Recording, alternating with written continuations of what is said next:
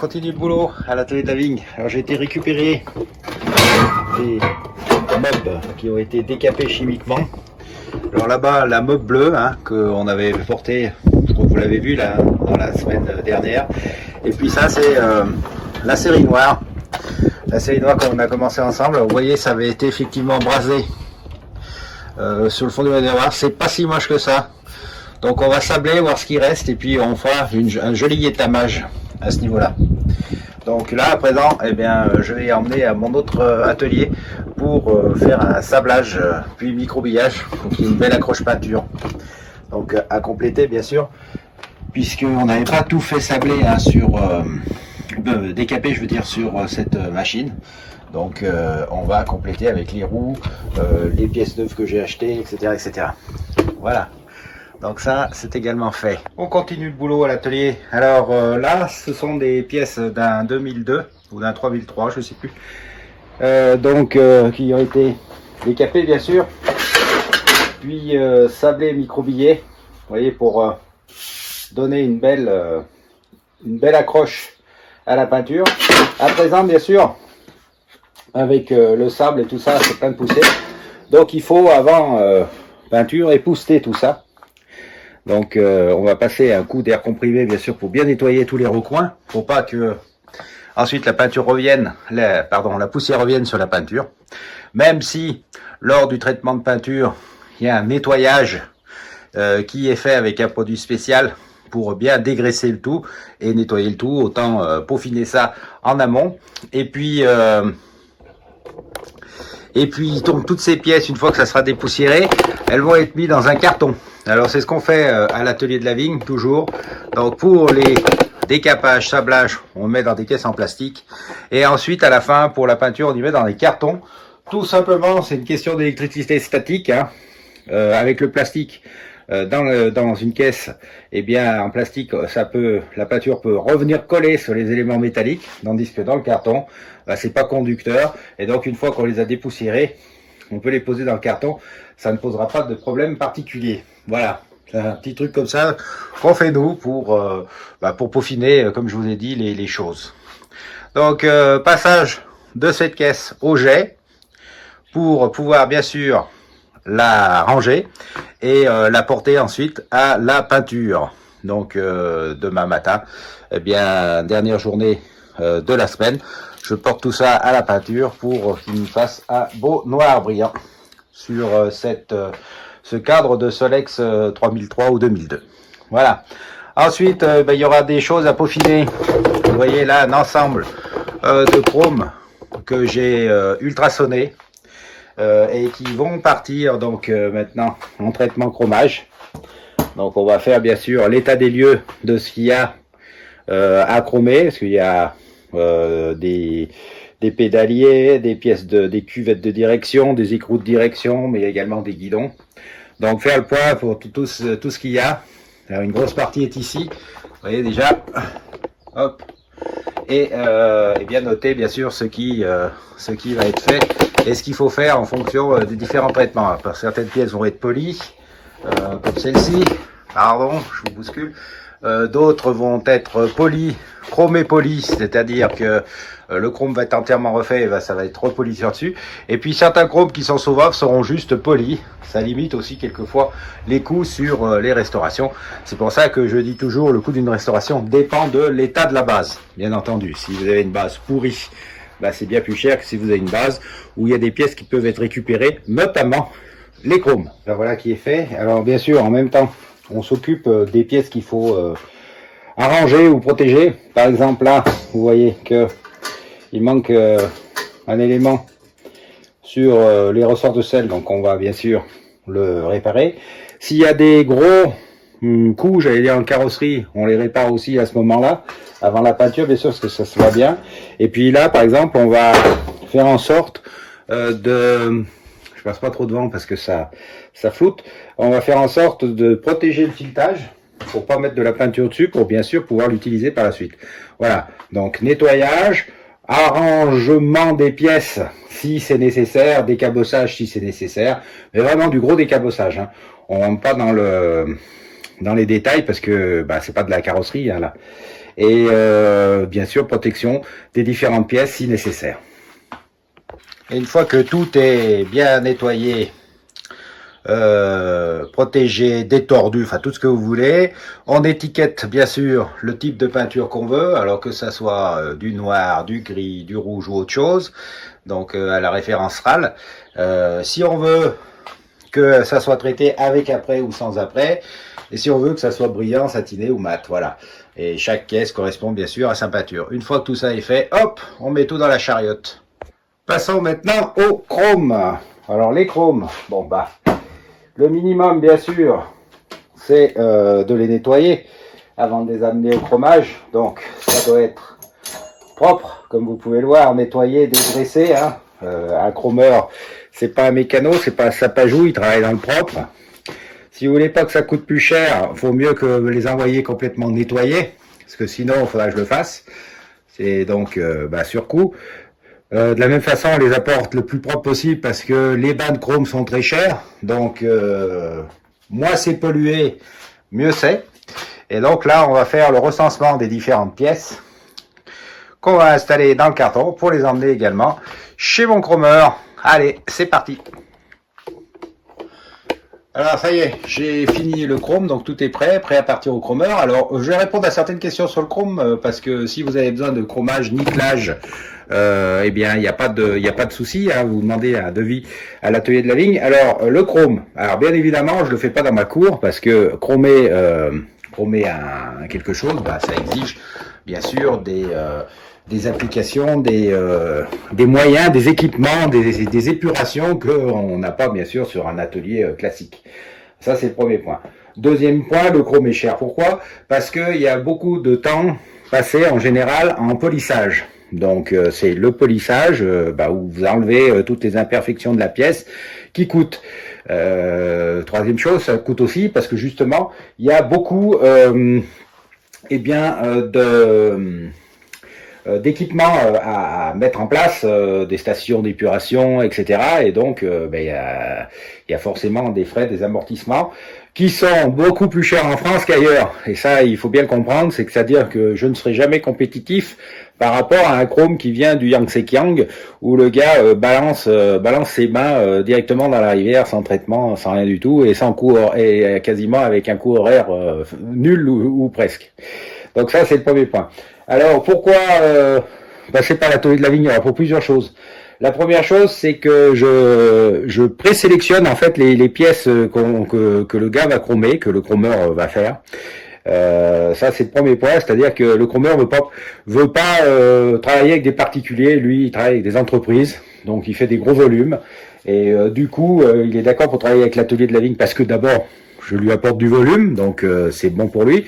Parce que bien évidemment, si vous amenez un boulon à faire traiter, c'est le même boulot que si vous amenez 12 guidons, hein, en termes de bain, de passer dans le bain, etc., d'accrocher. Donc voilà, donc lui il préfère des grosses quantités, c'est plus vite, c'est plus rapide, c'est plus amorti.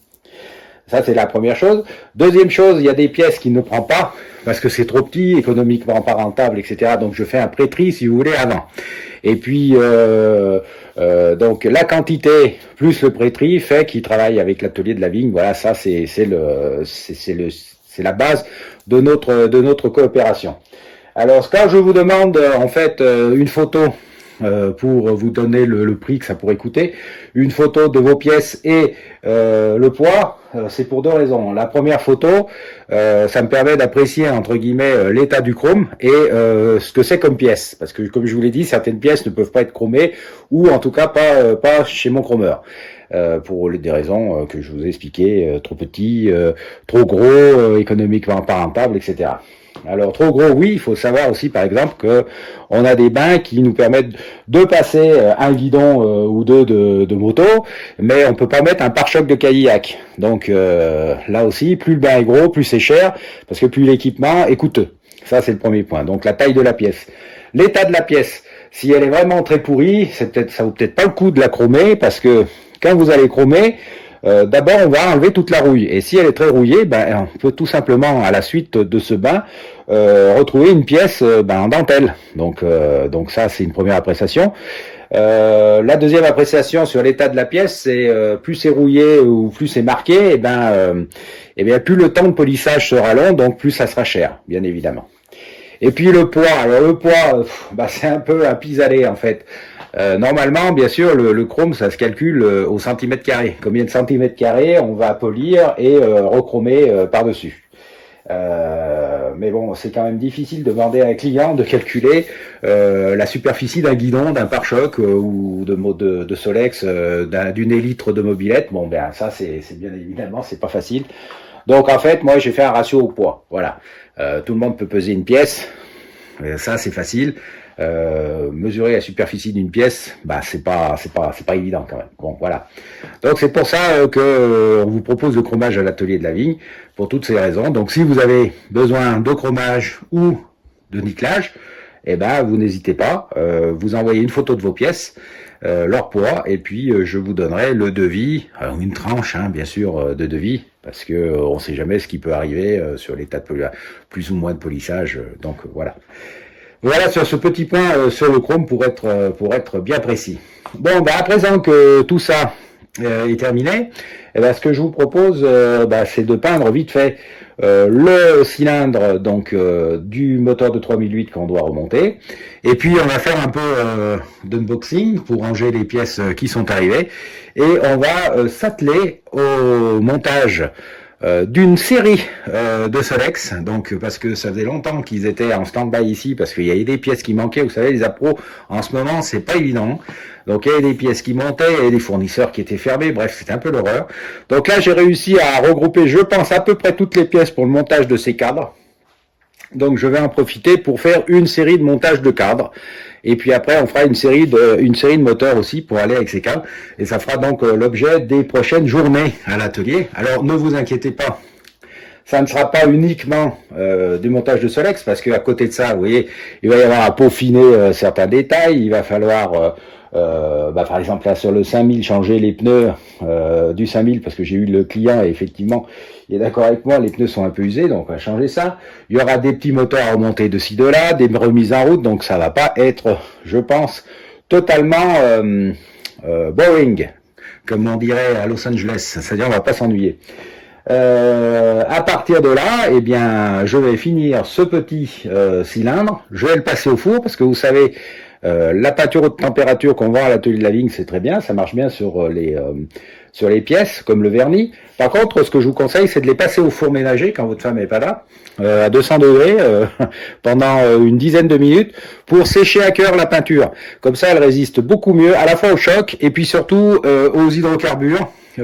Parce que vous savez, quand l'essence tombe dessus ou autre, ça peut délaver la peinture, tandis que là, sécher à cœur au four, elle résiste très bien. Donc je vous la conseille, cette peinture que je commercialise en fait à la boutique de l'atelier.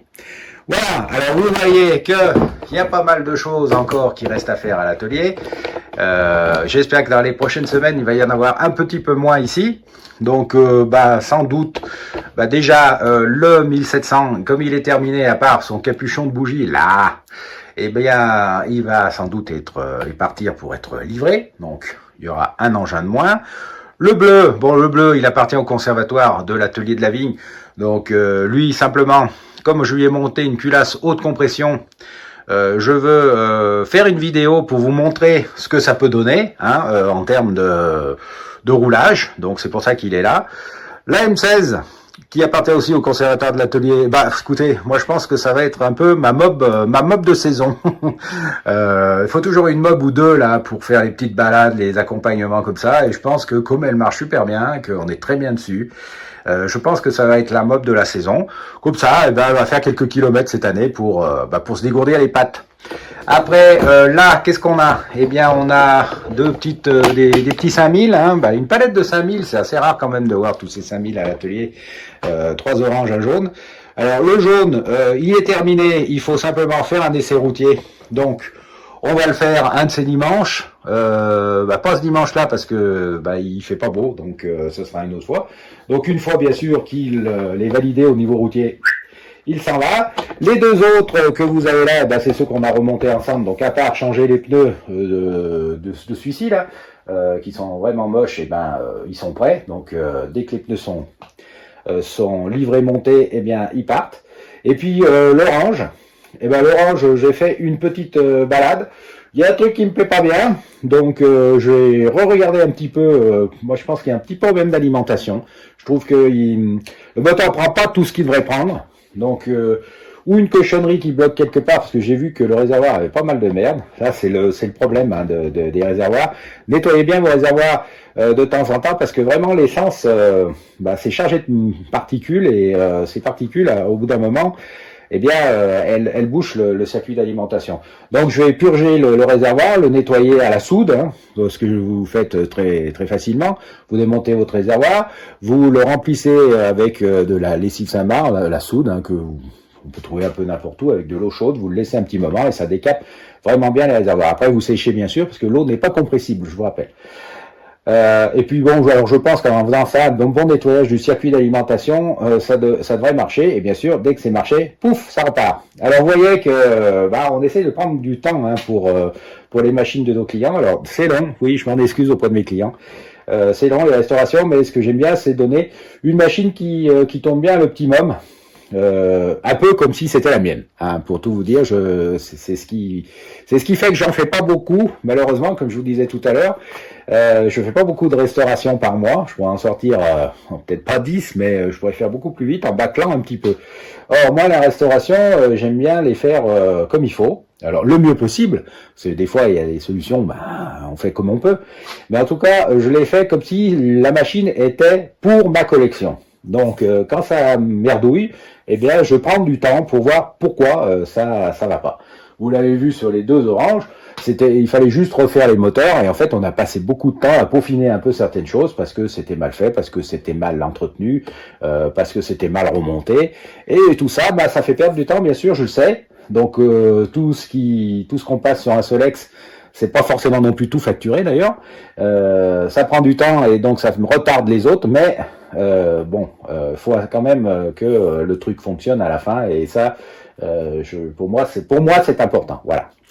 Et j'espère que cette petite vidéo de travail à l'atelier vous a plu. Et puis ce que je vous dis, c'est à bientôt pour la prochaine. Merci de nous suivre sur Insta pour avoir des choses un petit peu plus au jour le jour.